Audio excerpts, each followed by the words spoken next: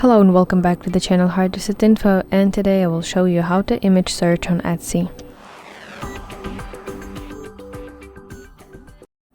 Let me open Etsy on my phone, and I need to go to this searching section at the bottom side of my screen, and now tap searching icon, a searching bar at the top of my screen, and now I have to tap this icon and select image function.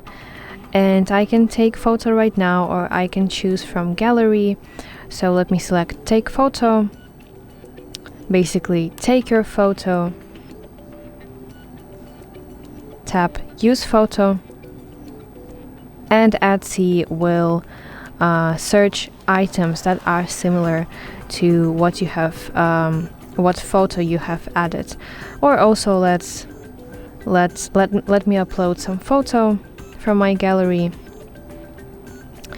for example this one, and now you can see options that are similar to what I have on my photo.